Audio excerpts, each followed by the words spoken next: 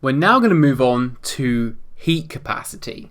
Now, I defined what heat capacity was in the previous, one of the previous videos. So, what is heat capacity? Well, we have heat capacity with C, which is generally speaking delta Q divided by delta T. Remember, this is heat capacity, not specific heat capacity. And this was kind of the general definition that we worked with at the time. If we take the limit of this, then we can also evaluate that as dq by dt. Sorry, capital T right there. So it's the change in heat with respect to temperature, dq by dt. However, in the last video we assumed that the pressure and the volume were constant.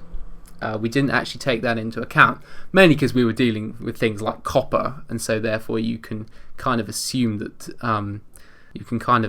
volume is constant. However, heat capacity in general depends on the volume and the pressure as well. And so when we're talking thermodynamically, we have to be a little bit more specific about what type of heat capacity we're talking about. Let me demonstrate this with two different examples. So let's take two pistons right here.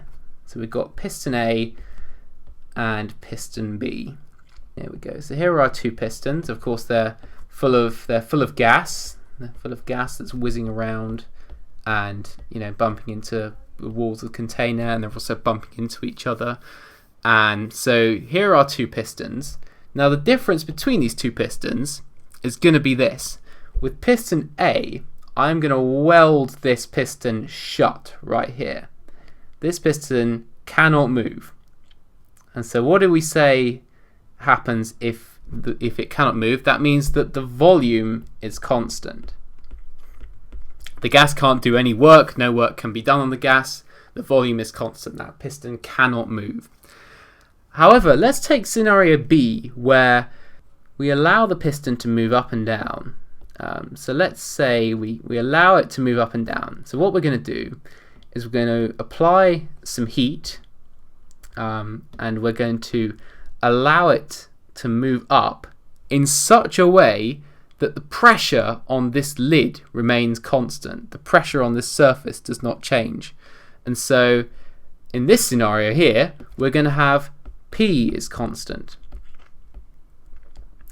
And the question is, which one is going to take more heat to apply in order to get the same temperature rise? So we're applying heat to both of these, and the temperature is going to change. However, there is a fundamental difference between these two. In this one, the volume is constant, and in this one, the pressure is constant. And this is going to lead to two different values of C. So let's start with heat capacity at constant volume. So we know our general expression for heat capacity, and we denote heat capacity at constant volume with a little subscript V right here to show that V is being kept constant. So, and this is exactly the same as dQ by dt. And normally in calculus we just simply put this, since it's a partial derivative, we put a little v right here to show that v is being kept constant. So how are we going to evaluate this expression then? Well, let's go to the first law of thermodynamics. Delta U equals Q plus W. And in this scenario, it's going to be more useful to use the differential form, that du equals dq plus dw. So what do we want? Well, we want dq to start with, and so let's rearrange this for dq. So dq equals du minus dw. But what is dw? Well, in the last video we also showed that dw equals minus p dv. So let's substitute that in. du minus dw, so this is going to be another minus sign, p dv. And of course those two minuses are just going to cancel and give plus P dV. So that is dq. dq equals du plus P dV. But in order to go any further, we're going to have to make the classic thermodynamics assumption of an ideal gas. Remember, we are evaluating the heat capacity for an ideal gas. We're going to pretend that this gas is ideal.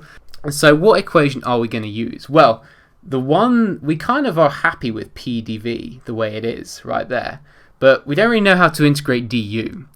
But what did I say was the internal energy of an ideal gas? Well, I said it was 3/2 N kBT, or nRT, whichever way you want to write it. But using PV equals nRT, or nkBT, then we can simply rewrite this U as 3/2 PV. But we want du, so what are we going to do right here?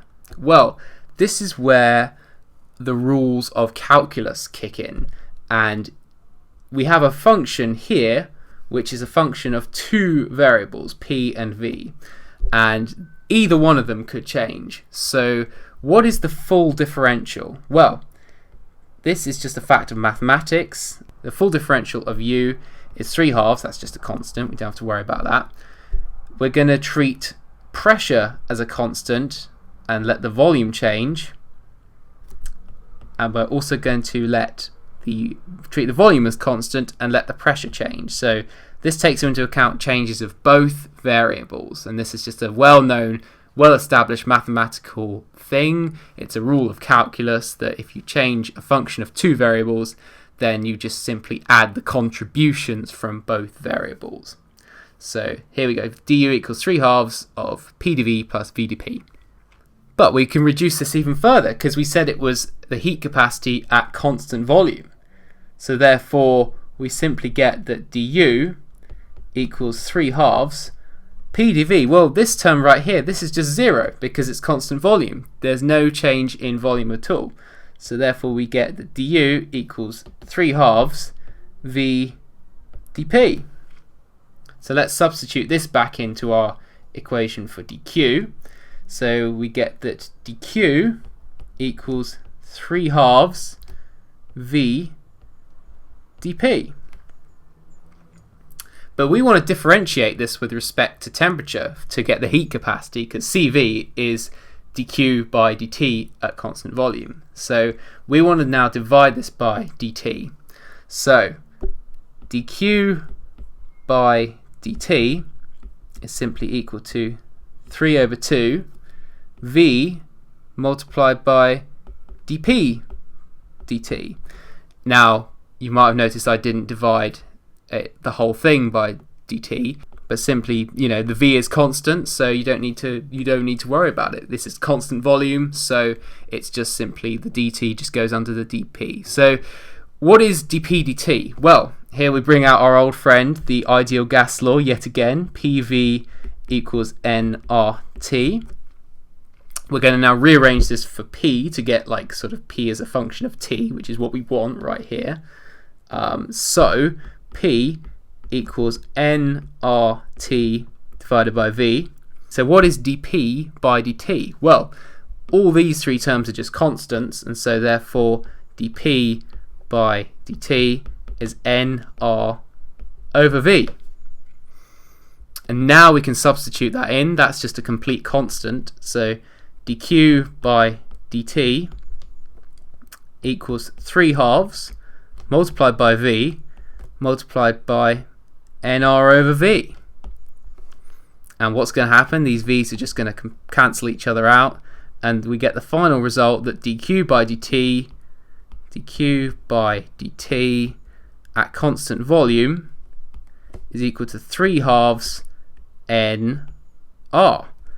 And that is the heat capacity at constant volume for an ideal gas. It's simply 3/2 of nR.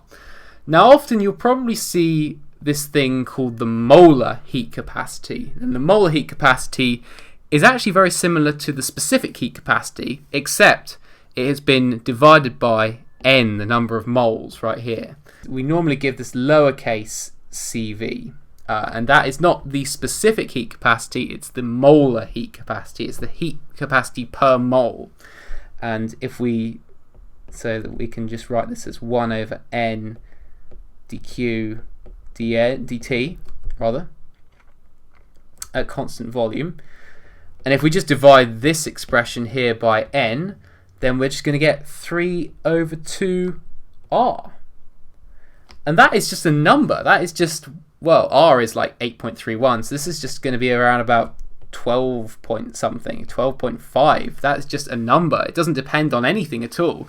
So the heat capacity for an ideal gas is 12.5 joules per mole per Kelvin. That's the right units.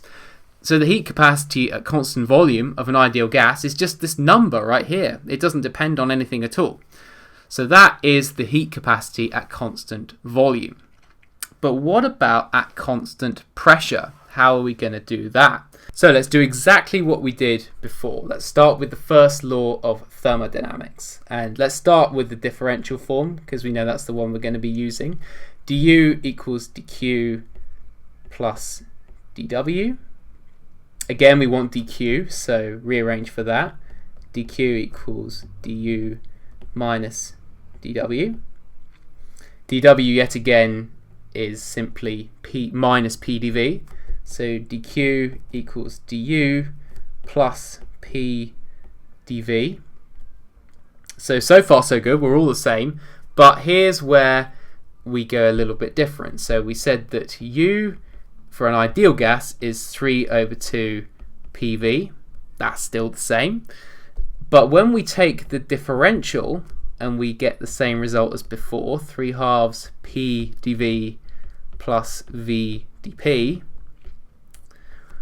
we can now see that instead of deleting this term right here, we actually delete this term because it's constant pressure. So now we get that du equals 3 over 2 P dV. Not 3 over 2 VdP, 3 over 2 P dV now. So this is where it's slightly different.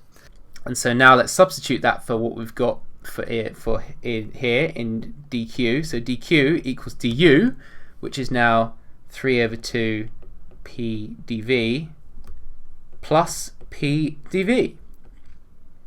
And these are just simply going to add and give us 5 over 2 P dV. So dq is now 5 over 2 P dV. Remember, we had 3 over 2 plus another 1. 3 over 2 plus 1 is 5 over 2. So there we go. So now let's differentiate this with respect to temperature, like we did before, to get the heat capacity. So Cp now, heat capacity at constant pressure. This is big. This is just an ordinary heat capacity. It's not molar or specific or anything. Cp equals dq dt. That shouldn't be. Sorry, it shouldn't be like that. dt at constant pressure now, which is simply equal to 5 over 2 P dV dt. dV dt. Because remember, pressure is a constant, so that does not depend on temperature, and so therefore you don't need to worry about that. So what's dV dt again? Well, let's go to our old friend, the ideal gas law. PV equals N KB. Let's go NR again. NRT. dV by dt, well, let's rearrange for volume this time.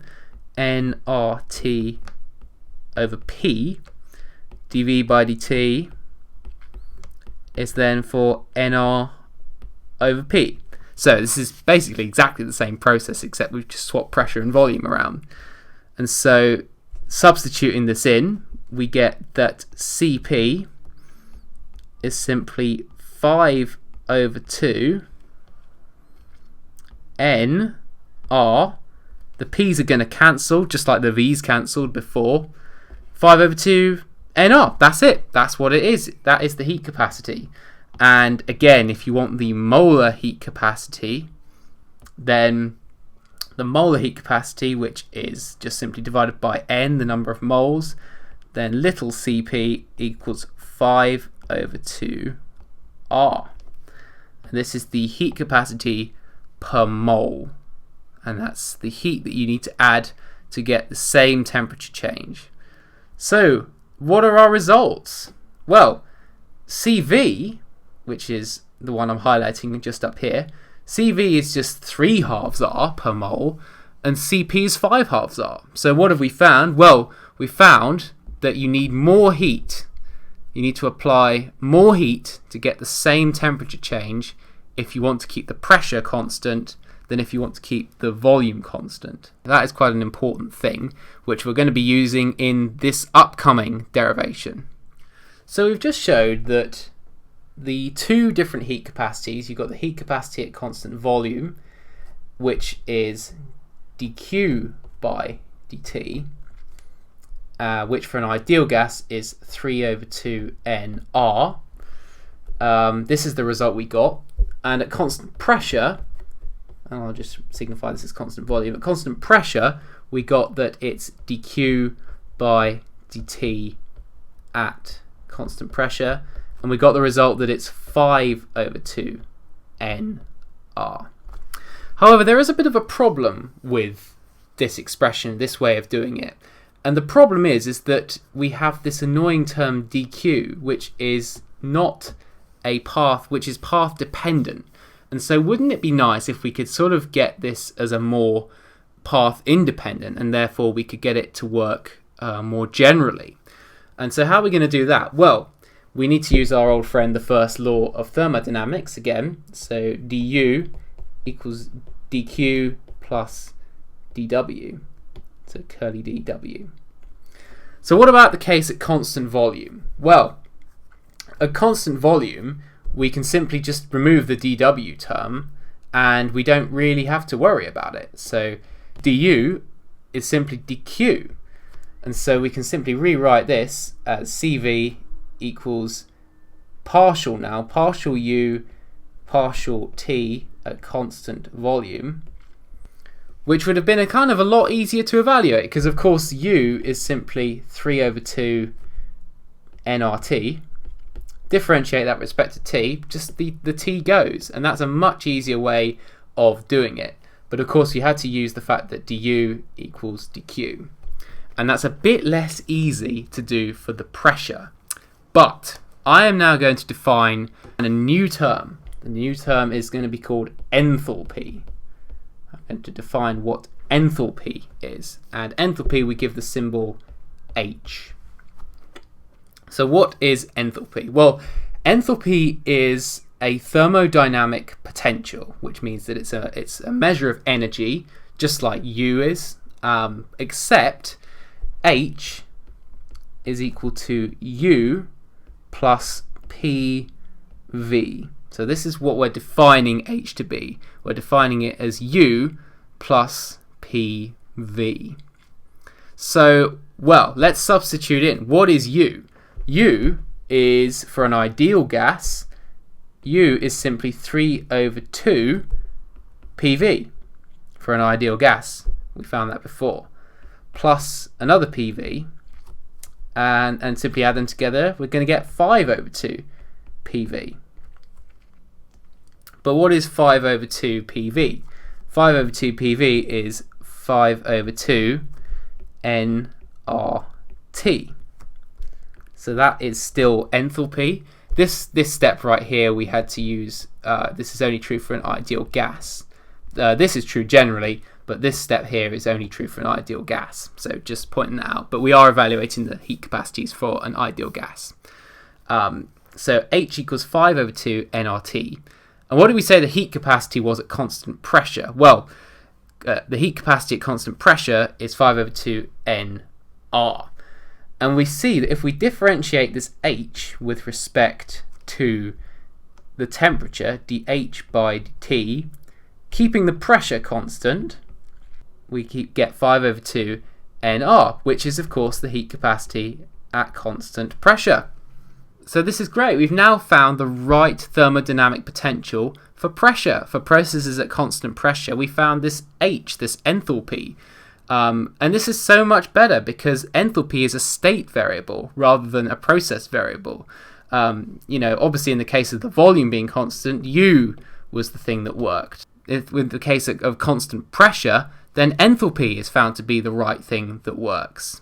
And so simply adding this extra PV term makes the whole thing work. So more generally now, we can actually write that CV is du by dt at constant volume, and Cp is equal to dH by dt at constant pressure. So this now applies for not only the ideal gas, where we had to use the ideal gas to get there, but this now applies for all gases, and this is a proper hard and fast way to derive what the heat capacities are at constant volume and at constant pressure. So now I'm going to derive something which is also more general than just the ideal gas. So what I'm going to do is I'm going to start by rewriting what enthalpy is. H equals U plus PV. And now I'm going to differentiate enthalpy. I'm going to differentiate this expression with respect to temperature. So what's that going to be? Well, dH by dt is, let's differentiate this thing first of all, du by dt plus d by dt of this last term here, PV. And of course pressure and volume are two different variables which could well change with temperature, but we need to define what we're going to keep constant right here. So let's just go for, at the moment, dH by dt, we're going to keep this at constant pressure. So let's just go ahead and keep everything at constant pressure. So here we go, dH by dt at constant pressure equals du by dt at constant pressure plus this term here at constant pressure. Well, we can, since the P is now constant, we can simply factor this out. So du by dt at constant pressure, so dH by dt at constant pressure is du by dt at constant pressure plus P dV by dt at constant pressure. Okay, so we can evaluate some of these terms. This doesn't look too bad. dH by dt at constant pressure, we now know, is the heat capacity at constant pressure, Cp. That is the heat capacity at constant pressure. This term here we can also evaluate. We know that dV by dt at constant pressure, if we go to our ideal gas law again, V equals nRT over P. P is constant. dP by dt is equal to nR over P. And so therefore if we substitute that into here, we're going to get that this term right here is P dV by dt at constant pressure, which is nR over P. And the P's cancel, which is good. But we have a bit of a problem with this term here. Now it'd be nice to think that this was CV, but as you see here, it is at constant pressure rather than at constant volume. So we're not quite there. But we can do a little trick, and we can do a little bit of a substitution right here. And what we're going to do is it's called the chain rule. We're going to simply say that du by dt at constant pressure is equal to du by dt at constant volume plus this term right here, du by dV at constant temperature multiplied by dV by dt at constant pressure. And this right here is a well-known mathematical identity. You don't really need to know it, but it's the chain rule. What I've basically done is I've differentiated, but here is the key thing. At constant temperature, there can be no change in internal energy. Now, why is that? Why have I said that? Well, if we simply go back to our equation that U equals 3 over 2 nRT, then if T doesn't change, if T is constant, then U is constant. And so at constant temperature, there is no du by dv. There is no such thing. You can't have it at all. And so as a result, this term is 0, which makes this whole term 0. And so now you can delete that term. That can just completely go. And so now you've shown that du by dt at constant P is the same as du by dt at constant V. And this is CV. This is the heat capacity at constant volume. So you can now substitute that in here. And now we get that Cp equals Cv plus nR. And this result applies for all types of gases. It applies for not just the monatomic ideal gas, but it applies for the diatomic ideal gas or the polyatomic ideal gas. It's much more general, and it's a very useful identity. So let's just substitute what Cp and Cv are in the case of an ideal gas. So Cp, we got 5 over 2 nR. Cv equals 3 over 2 nR plus nR. And as you can see, that equation just works. So we've shown that it works indeed for the monatomic ideal gas. If it's diatomic, incidentally, you actually just increase both of these numbers by 2. So instead of 3 and 5, you actually get 5 and 7.